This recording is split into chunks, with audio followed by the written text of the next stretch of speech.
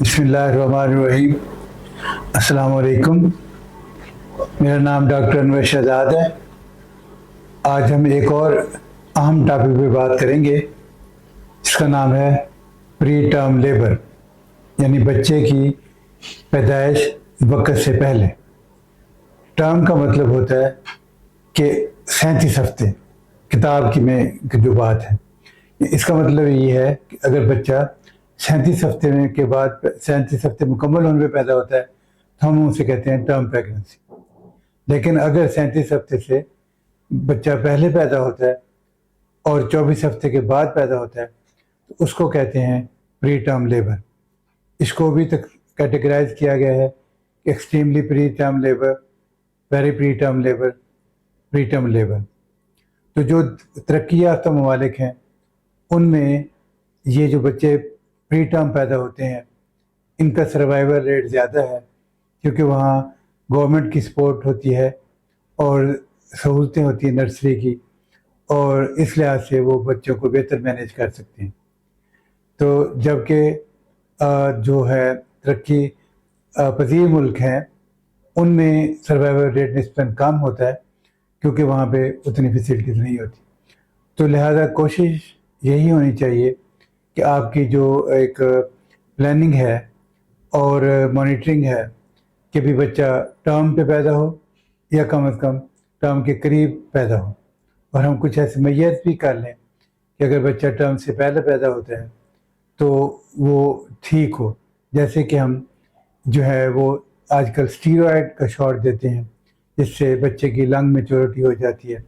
اور وہ تھوڑا سا اگر وقت سے پہلے بھی پیدا ہوتا ہے تو اس کی پرفارمنس صحیح رہتی ہے۔ تو اب دیکھنا یہ ہے کہ جب بچہ جو ہے وہ پری ٹرم ڈلیوری کیوں ہوتی ہے، تو اس میں یہ جو چیزیں ہیں وہ یہ ہے، اس کا ایک بیک گراؤنڈ دیکھتے ہیں کہ یوٹرس کے اندر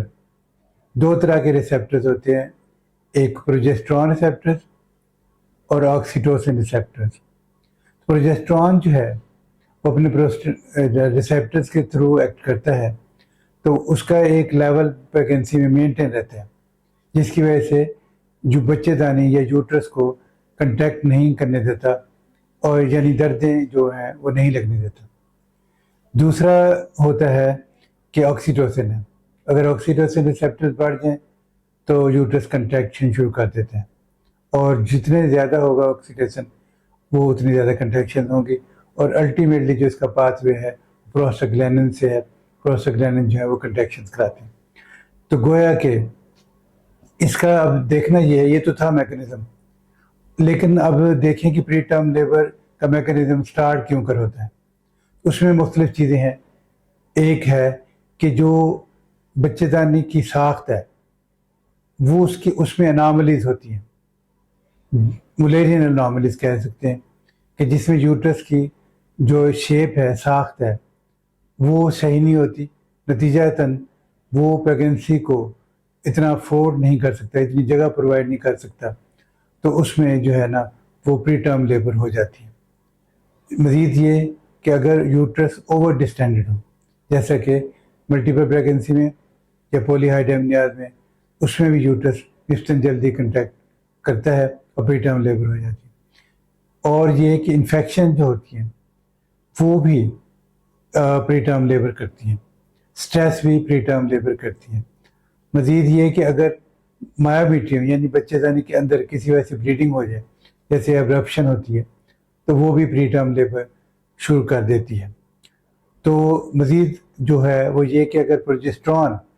کا لیول کم ہو جائے، جیسے کارپولیٹ لیوٹیم جو ہے وہ جلدی ڈیجنریٹ ہو جائے، یا پلیسنٹا جو ہے وہ اپنا فنکشن پورا نہ کر پائے، تو اس وقت بھی جو ہے وہ پری ٹرم لیبر شروع ہو جاتی ہے۔ تو اس لحاظ سے یعنی کہ ہم یہ تو سمجھ گئے اب کہ پری ٹرم لیبر جو ہے وہ بچے کے لیے فیوریبل نہیں ہے، لیکن اور ہم نے یہ بھی دیکھا کہ اس کے کیا فیکٹرز ہو سکتے ہیں، لیکن ہم یہ کوشش کرتے ہیں کہ جو ہے نا ایک تو ان چیزوں کو اوائڈ کر سکیں جو اوائڈیبل ہے، جیسے انفیکشن ہے اور سٹریس ہے، تو اور دوسرا یہ کہ بعد سے سپلیمنٹ دے دیں، جیسے پروجسٹرون اگر کم ہو گیا ہے تو پروجسٹرون جو ہے وہ باہر سے دیا جا سکتا ہے۔ تو اس طرح جو ہے ہم کوشش کرتے ہیں کہ پری ٹرم لیبر کو تھوڑا سا ٹرم کے قریب لے جایا جائے، اور جو ہے اگر یہ چیز ناگزیر ہو جائے کہ بہت زیادہ دردیں لگ جائیں اور ٹرم لگے یہی کہ بچہ پیدا ہو کے رہے گا، تو ہم اس کو اسٹیرائڈ دے دیتے ہیں تاکہ بچہ جو ہے نا وہ آٹوکالسس ہوتا ہے کہ کچھ چیزیں کچھ کیمیکل ایسے یوز کرتے ہیں کہ جس سے جو ہے نا وہ یوٹرس کی کنٹریکشن جو ہے کچھ 24 سے 48 گھنٹے کے لیے رک جائے اور ہم اس کو اسٹیرائڈ دے سکے جس سے لنگ میں چوٹی ہو اور اس کا آؤٹ کم بہتر ہو۔ تو یوں کر کے جو ہے نا ہم اس کو ایک حد تک مینیج کر سکتے ہیں۔ اب ہوتا یہ ہے کہ جو پری ٹرم لیبر ہے یہ مطلب ہم یہ ایکسپیکٹ کرتے ہیں کہ اگر ٹرم یعنی 37 اور 40 ویکس کے درمیان ڈلیوری ہوگی تو وہ بچہ صحت مند ہوگا اور اس کو مسائل کم ہوں گے، اور جو پری ٹرم ہوگا اس کو مسائل زیادہ ہوں گے اور اس کو نرسری میں رکھنا پڑے گا، اور اس کو کمپلیکیشن نیونیٹل کمپلیکیشن اور انفینٹ مارٹیلٹی ریٹ اس کا زیادہ ہے، اور جو ڈیلے جو اس کے جو ہیں مائل سٹونز ہیں وہ بھی جو ہے نا ڈسٹرب ہوں گے۔ تو اس سے یہی مطلب ہے کہ جو پری ٹرم لیبر ہے وہ کوشش کرنی چاہیے کہ اگر وہ اس کے کچھ فیکٹر جو کہ ریموو ہو سکتے ہیں ان کو ختم کیا جائے اور اچھی مانیٹرنگ کی جائے، اور جو ہے نا اس کو ٹرم پہ یا ٹرم کے قریب لے جانے کی کوشش کی جائے۔ اسی طرح ایک اور بہت بڑا ایک مسئلہ پیش آتا ہے، وہ یہ ہوتا ہے کہ جو ہے تھیلی بچے دانی کی پھٹ جاتی ہے، بچے کی تھیلی پھٹ جاتی ہے جسے کہتے ہیں پی پرام، یعنی کہ لیبر بھی نہیں ہے، درد بھی نہیں ہے، لیکن بچے کی تھیلی پھٹ گئی ہے پانی والی۔ تو یوں کر کے جو ہے وہ اگر پھٹ گئی تھیلی تو ہم اس میں جو بچے کا پانی ختم ہو جائے گا تو اس کو پھر مسائل ہو جاتے ہیں، اور ایسا بچہ عام طور پر پری ٹرم ڈلیور ہوتا ہے۔ یعنی کہ اگر ہم اس کی مانیٹرنگ کرتے ہیں، خاص طور پہ ٹمپریچر اور جو ایبڈومینل پین اور TLC وغیرہ مینیج کرتے رہتے ہیں، اگر جب ہمیں لگے کہ اب کوئی مسئلہ کریٹ ہو رہا ہے تو پھر ہم اس کو ڈلیور کرتے ہیں۔ تو ایسا بھی ہوتا ہے کہ ایسے جو مائیں ہیں وہ خود بھی ڈلیوری کے پینز میں ڈلیوری میں چلی جاتی ہیں، ان کو لیبر پین سٹارٹ ہو جاتے ہیں، تو یہ بھی ٹھیک ہے کہ اس کو جو ہے نا لیبر پین اپنے نیچرل ایک جو ہے نا نارمل ڈلیوری یا ویجائنل ڈلیوری ہو سکتی ہے۔ تو لیکن اس میں یہ چیزیں ہوتی ہیں، ایک تو اس کا ڈائگنوسس کنفرم ہونا چاہیے، ٹھیک ہے، اس میں مریضہ یہ کہتی ہے کہ مجھے ایک دم پانی زیادہ پڑا اور پاؤں تک چلا گیا، اور دوسرا یہ کہ آپ اسپیکولم ایگزامینیشن کرتے ہیں، اس میں دیکھتے ہیں کہ آپ سروس کے اندر سے یوٹرس کے اندر سے پانی آ رہا ہے جو آپ کو لائکر ہوگا۔ تو تیسرا یہ ہے کہ اگر آپ اس کی لیبارٹری ٹیسٹ کرنا چاہیں تو اس کا آپ ٹیسٹ کر سکتے ہیں جو کہ الکلائن ہے یا ایسیڈک ہے، جو لٹمس ٹیسٹ آپ ایک حد تک دیکھ سکتے ہیں۔ تو یوں جب آپ نے ڈائگنوز کر لیا کہ یہ پی پرام ہے تو اس کو ایکسپیکٹنٹ مینجمنٹ بھی ہو سکتی ہے کہ ہم آبزرویشن کرتے رہتے ہیں کہ اس کو ٹمپریچر نہ ہو، پین سٹارٹ نہ ہو ایبڈومینل، اور جو ہے نا TLC وغیرہ زیادہ نہ ہو، تو اس کو ہم پھر زیر مشاہدہ رکھتے ہیں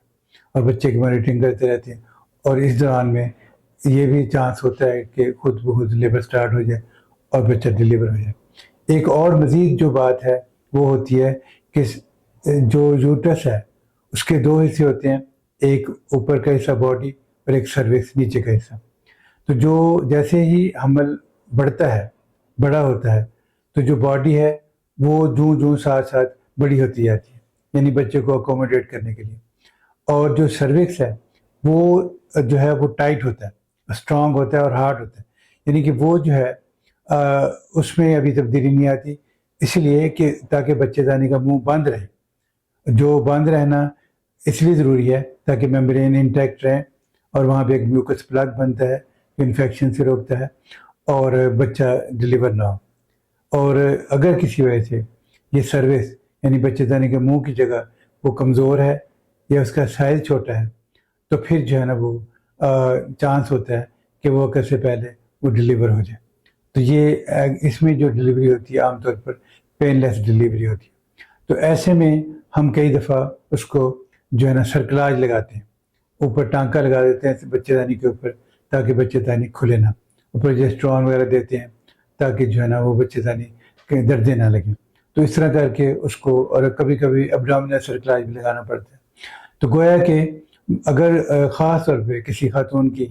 ہسٹری میں یہ شامل تھا کہ اس کی ڈلیوری پری ٹرم ہوئی تھی، تو اس کو ہم ایک حد تک اسیس کر لیتے ہیں کہ کہیں ملیرین ابنارملٹی تو نہیں، یوٹرس کے ساتھ میں مسئلہ نہ ہو.